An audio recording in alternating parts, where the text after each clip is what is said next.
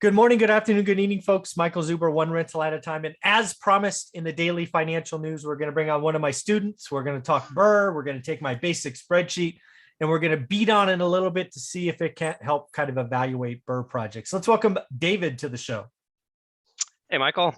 Nice to meet you. And thanks for helping out here. Appreciate that.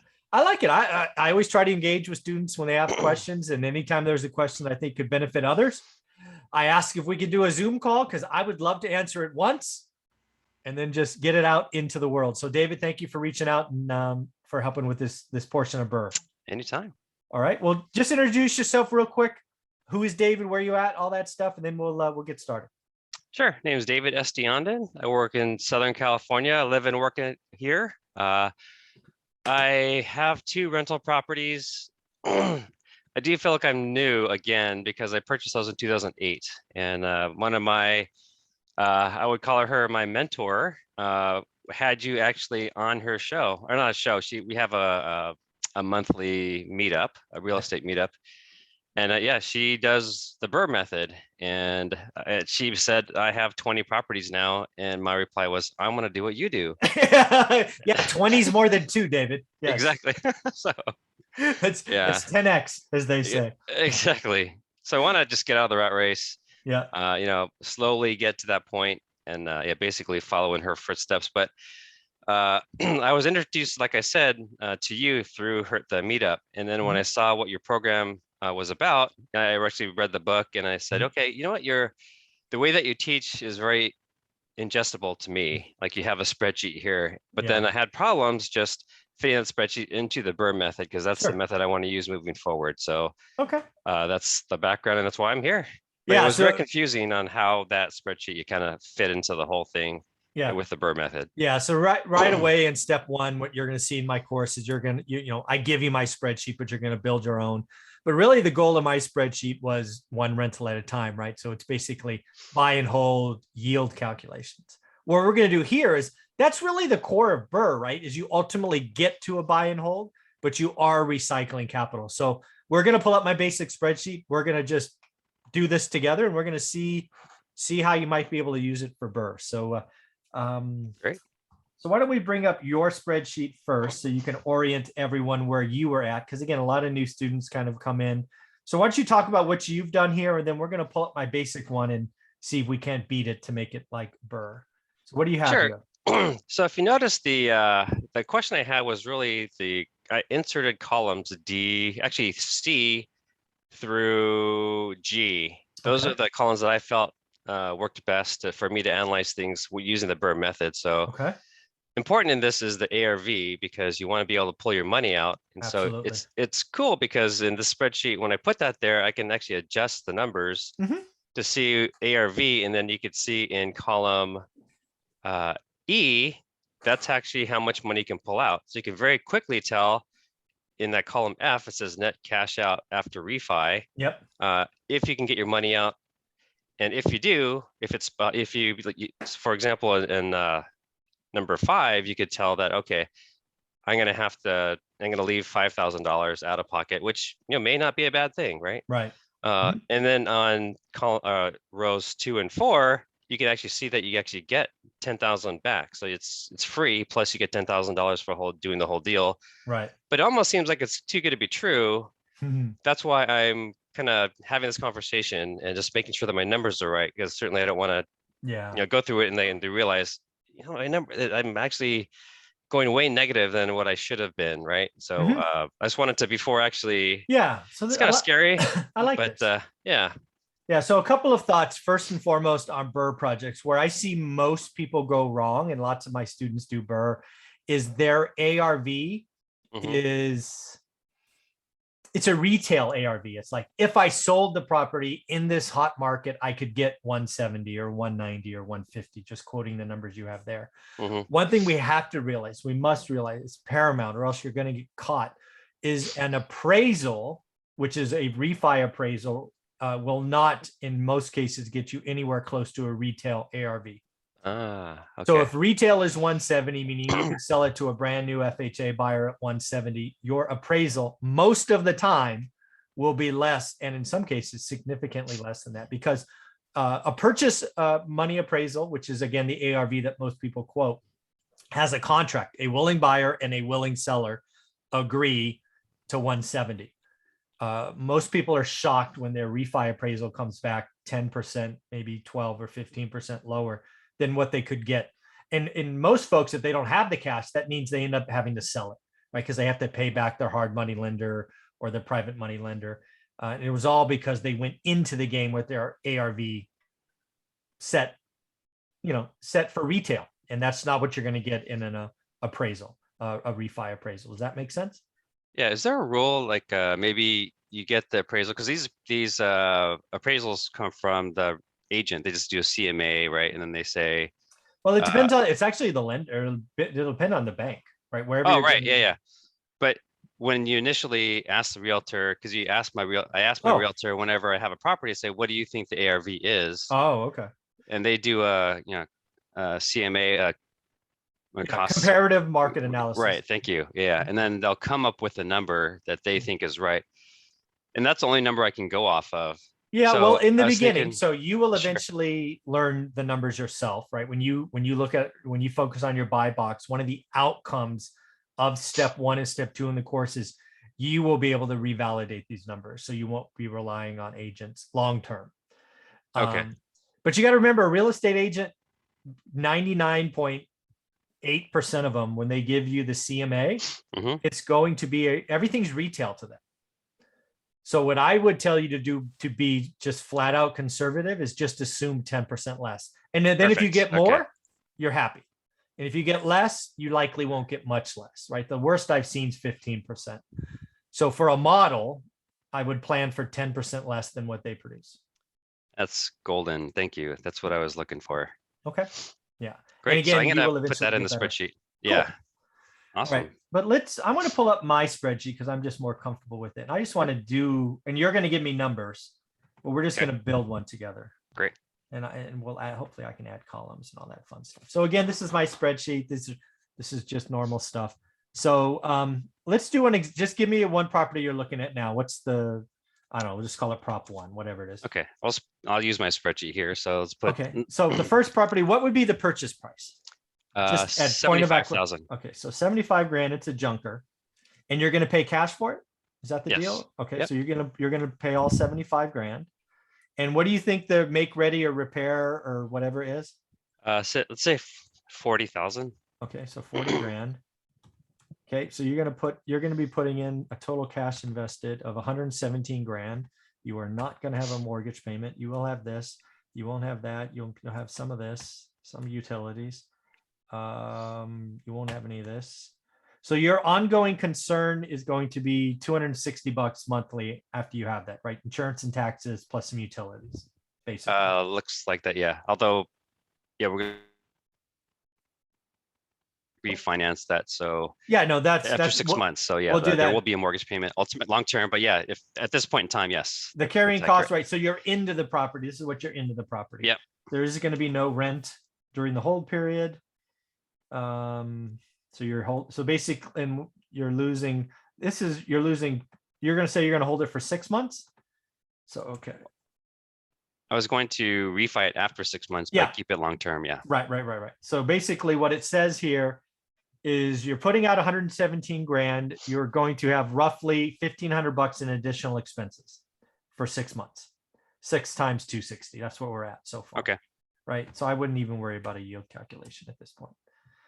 Okay, so now what do we are going to assume it's going to get reappraised. So this is post. So this is post BRRRR. This is where we may need to add columns. Hot post. Okay, so what do we think the ARV is going to be?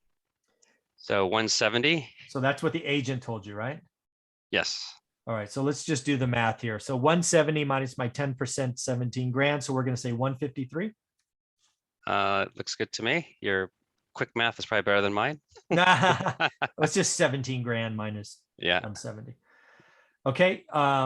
So then you're going to have no down payment because you're going to get, actually you may have a down payment. Let's see. Let's actually do all this out. So you're not going to have any repair costs. You will have some closing costs. So, okay. So actually, you know what, let's add this. Let's add some columns here. So this is value. This is new value. This is 170. I just want to keep that here. Okay, so 170. So you're going to get 153 back from the refi. But let's actually do this because your down payment actually might be negative. So you're going to get this money back. 150. So this was my question. The way I calculated it was I did 25% of the ARV. Oh, that's, am I doing this? Oh yeah, right. You're right. Yeah. I did 10%. I forgot that I have to take out 25%. You're right. Because after the refi, we can refi 25%. We have to leave 25% into the property, right? After the refi. Okay. So new value. So this is retail. This is retail new value. Okay, so hold on. So this is, we got to do this. This is 75%. No, this is minus. I'm just trying to get all this out. So what would I do? So this is minus 10% safety. So this is what this is. Okay. Oh, I can't do that. That's fine. Okay. So this equals this times 0.9. Look at that, 153. Now this is the refi. So this is going to be, so this really, where do I want to put this? Price isn't the right answer. Let's just do one. Is the true value, or I don't know. What this is the new loan. Okay. New loan. Okay, so this equals this times 0.75. So, okay, now we got here. Okay, now we got it. So price, we don't have to worry about. So now we get to do some math. So we're going to do, so this is the check you theoretically get back from the bank. You are going to subtract this, which is a cash you had in the game. You got that right? Yes.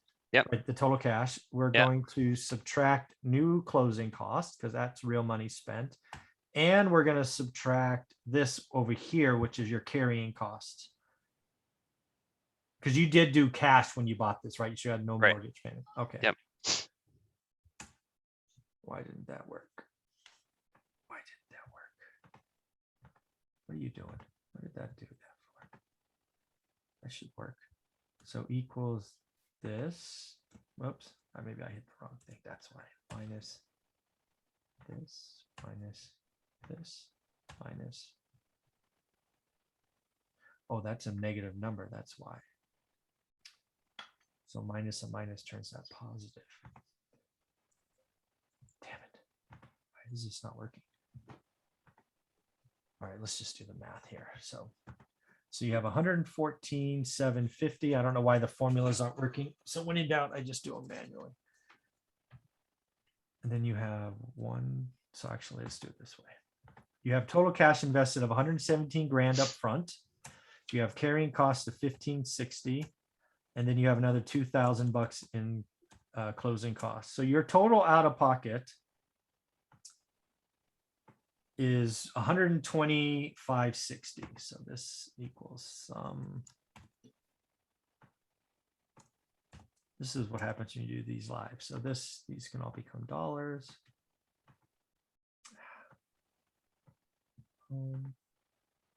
Dollars. The zeros. Okay, so this is total cash. Okay, now we're getting somewhere. So basically, you are going to have, this is what you invested. This is what you got back. So you were going to have, so you're going to have $5,810 in the deal, right? That's what's left in the deal. Does that make sense? 500. Wait, say that one more time. So 5,810. Gotcha. Good. Yes. So again, just for everybody watching, because I did this manually. So $117,000 is here, and I just I'll highlight the columns in I don't know, purple. I highlighted that. Okay. I took this, and then I took this number way over here. Those are basically for the 6 months that you own the property. Those are your three things that you have personally written checks for, right? Money coming out of your account. Gotcha. Okay. That makes sense. Yes. Then this number is how much money you got back from the bank. So I'll highlight that as, I don't know, red. So that's what the bank gave you. Got it. Yeah. So I subtracted what you spent with what they gave you, and the net delta is $5,810. So you left $5,810 in the deal. You with me? Gotcha. Yes. Okay. Yeah. All right. But would you keep that in the down payment? Would you rename that column, or is that really? Really what this is? Yeah. Sure. It's really this column.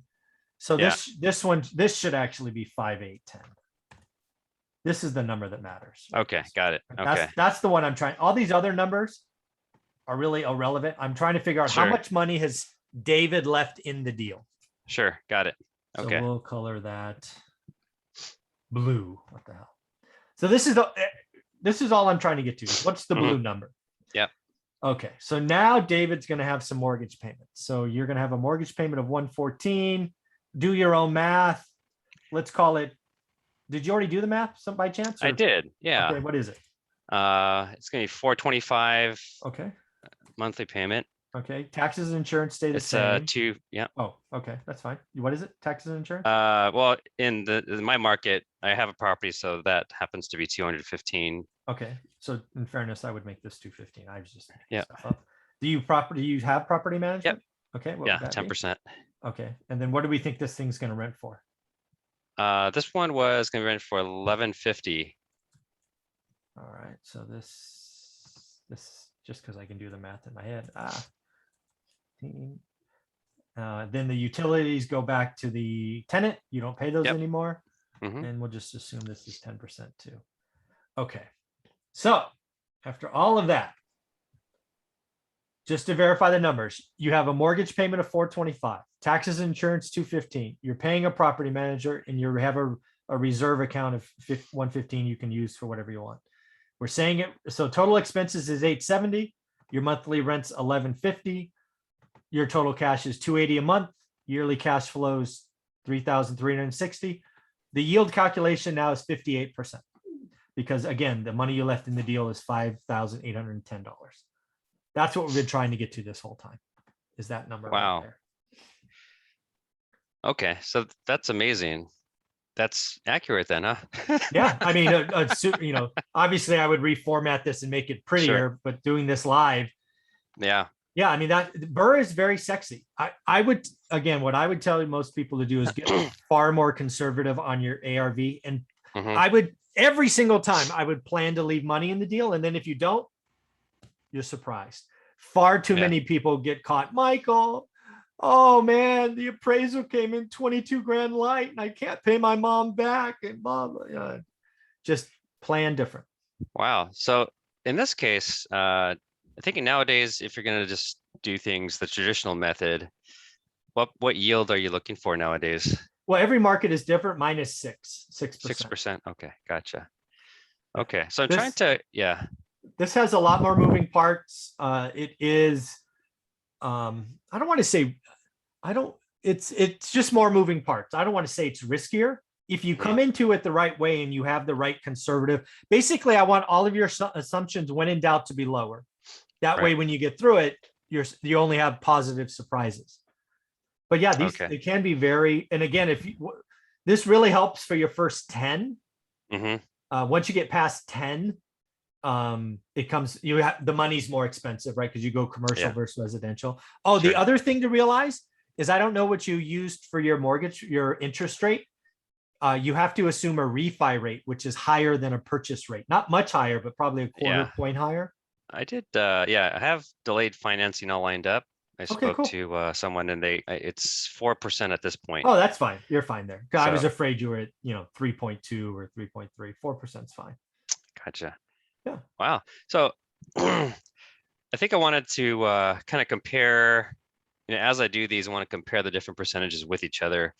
But when comparing yields this large, to me, my initial reaction is, wow, I can even get even worse. I can play with the numbers here and there, and the yield's going to be way up there at even if it was 15% or even 30%, or these numbers are huge. So for me, when I'm looking at this, it's opening my eyes and seeing like I can really actually play with the numbers and offer more money and just even increase the repair costs to see how that affects that yield, and maybe Yeah, exactly. I Like can accept a lot different. Yeah. Yeah, like let's say everything was the same except it was an $80,000 Yeah, repair. Let's just that'd be pretend, great. Yeah, right? Nothing else changes. And sure. again, these are all numbers, right? So hopefully this changes. All right, so that didn't change what I thought. So basically this goes up once, this goes to one, because we just added 160. So this becomes 150. We just added 40 grand. Sure. I guess I didn't format my thing right. Okay, so now let's see what happens. So, okay, 160. So that's again, the only thing we changed. So you're out of pocket 160 grand, 560. So then we can actually make this format. So this is going to be this number, which is out of pocket minus the cash, because again, all you got back was this. Okay, nothing else changes. You're borrowed the same, still the same rent, blah, blah, blah. Except now you left 40 grand in the deal, 45 grand in the deal. So your yield really collapses. Ah, gotcha.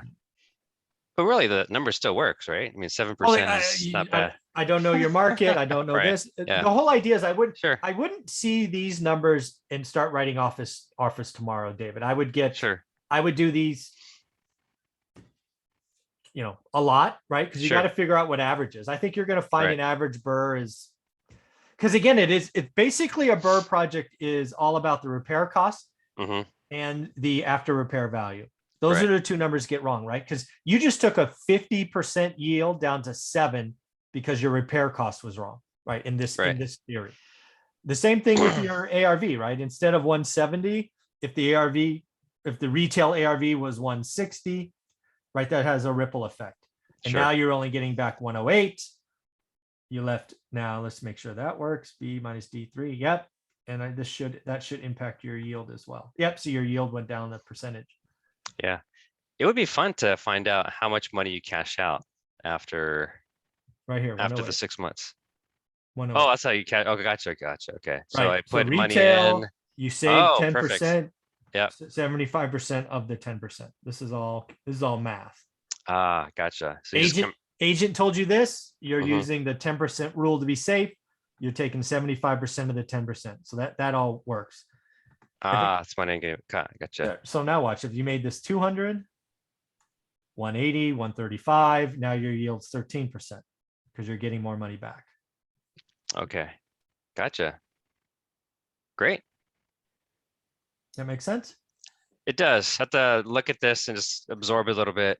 Yeah. So the whole, so what I would focus on, really, BRRRR for me is a 2-step process, which I would probably break them out into 2 different rows. Row 1 in my spreadsheet's what I have. How much money am I going to have to put out of pocket?